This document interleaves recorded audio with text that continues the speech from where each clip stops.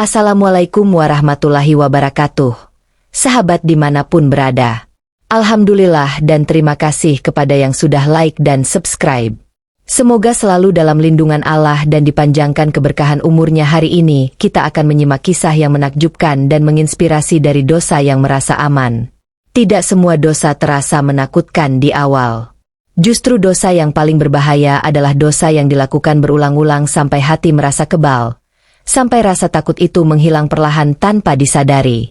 Pada titik itu, manusia tidak lagi bertanya benar atau salah, tapi hanya bertanya apakah perbuatannya ketahuan atau tidak.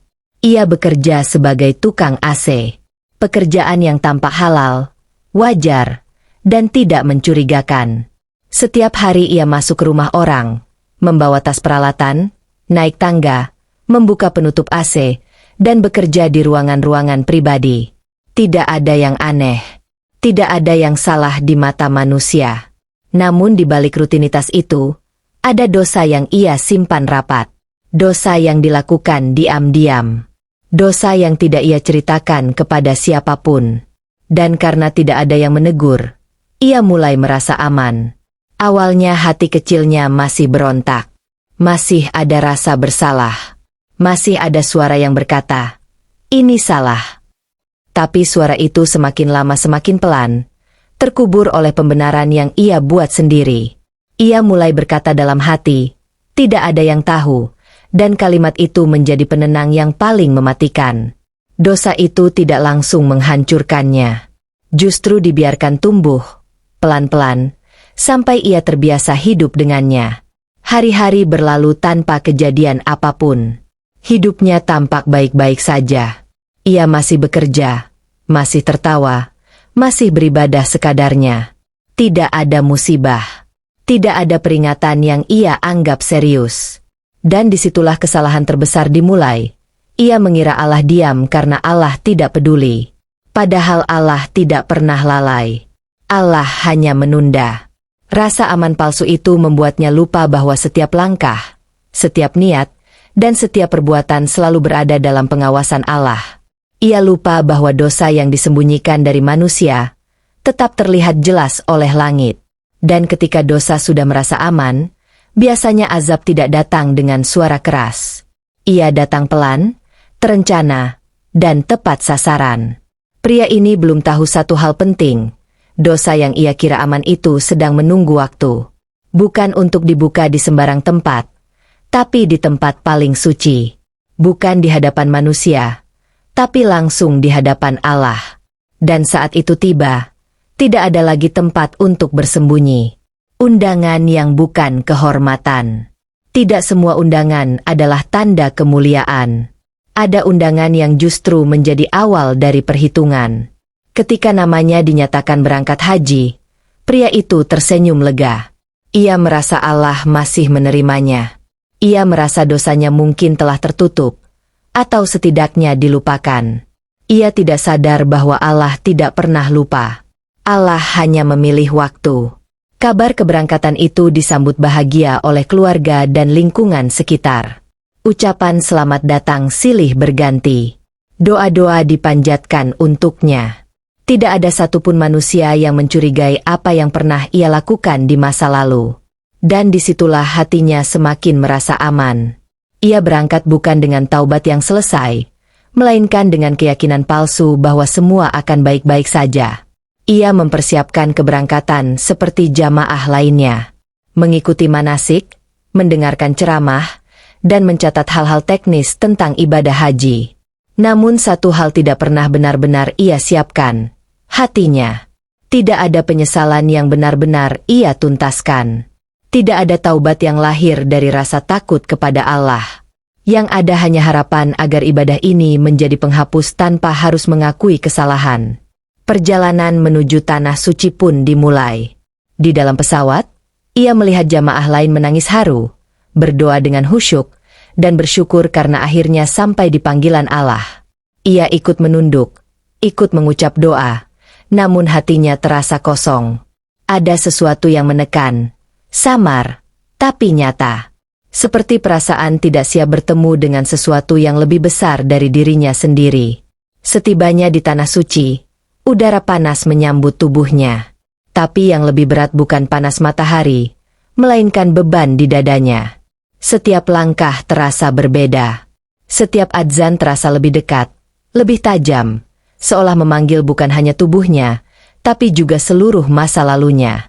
Ia mulai merasa bahwa tempat ini tidak ramah bagi dosa yang belum ditinggalkan.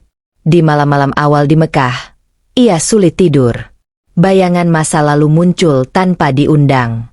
Doa-doa yang ia baca terasa berat keluar dari mulutnya. Untuk pertama kalinya, ia mulai bertanya dalam hati, apakah aku benar-benar pantas berada di sini? Namun pertanyaan itu masih ia tekan. Ia memilih diam. Ia memilih berharap semuanya akan berlalu. Padahal Allah sedang mendekat. Ia belum tahu bahwa undangan ini bukan akhir dari perjalanannya, melainkan awal dari pertemuan paling menakutkan dalam hidupnya. Pertemuan antara dirinya dan dosa yang selama ini ia sembunyikan. Dan pertemuan itu akan terjadi di tempat yang tidak bisa ditawar, di depan Ka'bah. Langkah yang mulai berat di depan Ka'bah. Tidak ada yang benar-benar siap saat pertama kali melihat Ka'bah. Bangunan itu bukan sekadar kiblat, melainkan pusat kejujuran. Banyak orang menangis karena rindu, namun bagi sebagian orang, air mata jatuh karena takut yang tak bisa dijelaskan dengan kata-kata. Saat pria itu akhirnya memasuki Masjidil Haram, pandangannya langsung tertuju ke arah Ka'bah. Dadanya bergetar. Jantungnya berdetak lebih cepat dari biasanya. Ada rasa kecil, hina, dan tidak pantas yang tiba-tiba menyeruak tanpa ia minta. Ia mencoba menenangkan diri. Ia berkata dalam hati bahwa semua jamaah merasakan hal yang sama. Ia mencoba berdiri tegak, mengikuti arus manusia yang bergerak memulai tawaf. Namun langkah kakinya terasa berbeda.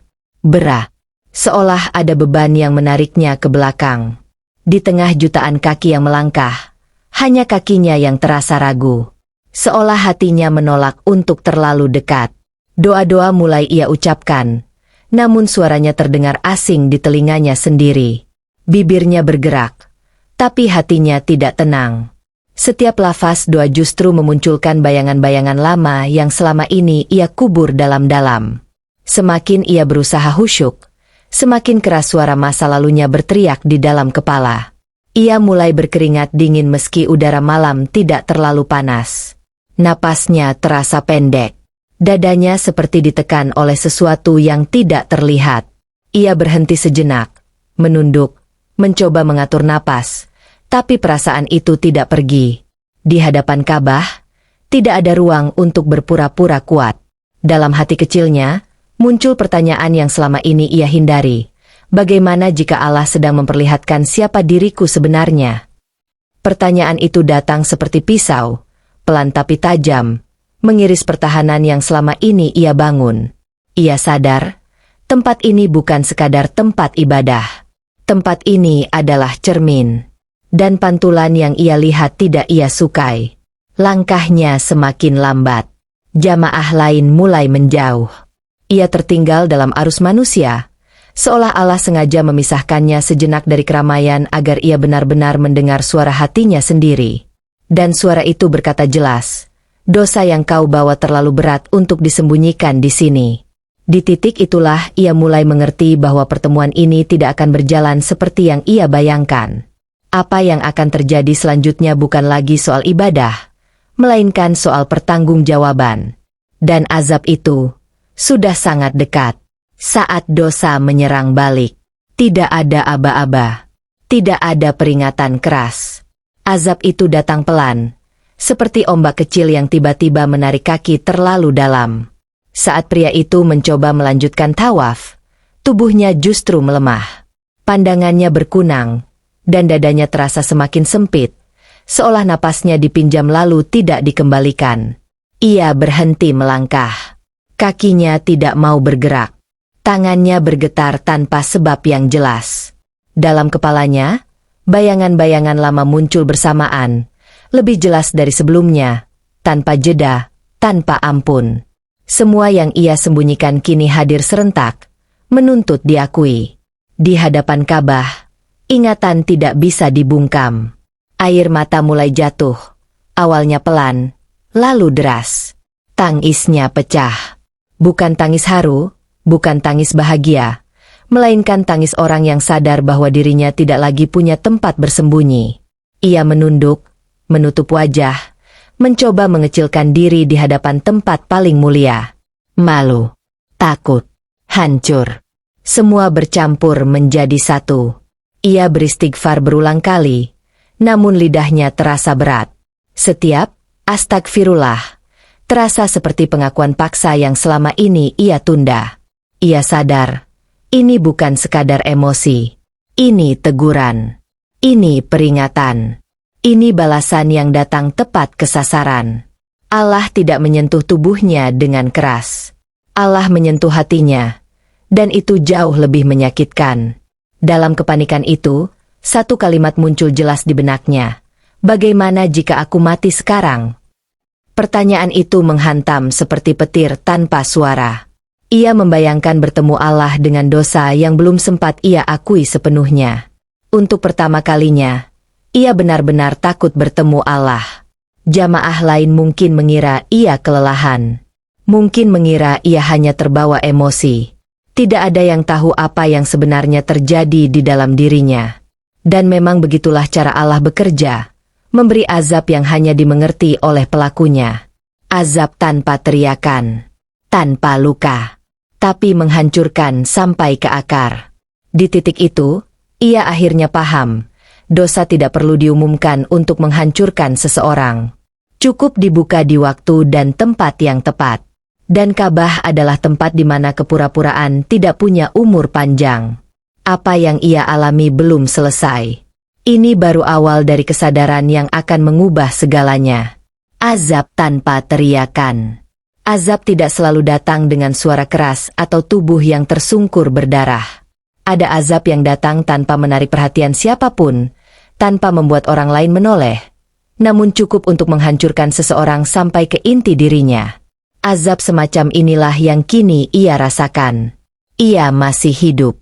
Ia masih bernapas. Tapi jiwanya seperti sedang diadili. Tangisnya mulai mereda, namun rasa berat di dada tidak pergi. Justru semakin jelas. Seperti ada tangan tak terlihat yang menahan hatinya agar tidak lari dari kenyataan. Untuk pertama kalinya dalam hidupnya, ia benar-benar jujur pada dirinya sendiri. Ia tidak sedang diuji. Ia sedang diperingatkan. Dalam diam itu, ia mulai memahami sesuatu yang selama ini ia abaikan. Allah tidak membuka aibnya di depan manusia, karena Allah tidak butuh mempermalukannya.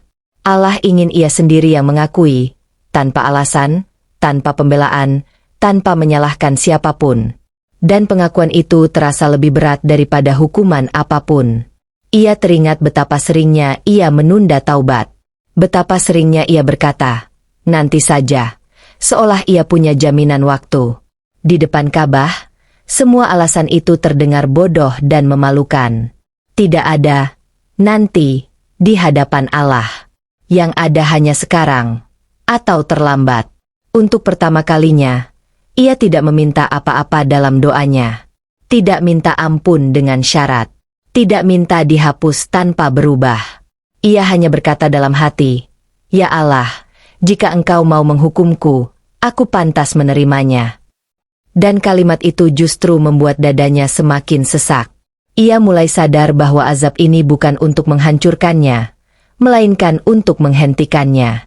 Menghentikan langkahnya sebelum dosa itu tumbuh lebih besar. Menghentikan hidup palsu yang selama ini ia jalani. Allah tidak mematahkan tubuhnya. Allah mematahkan kesombongannya. Di titik inilah ia akhirnya mengerti, azab paling pedih adalah ketika Allah membiarkan kita melihat diri kita apa adanya. Tanpa topeng, tanpa dalih, tanpa tempat lari. Dan setelah azab ini, tidak ada jalan kembali menjadi manusia yang sama.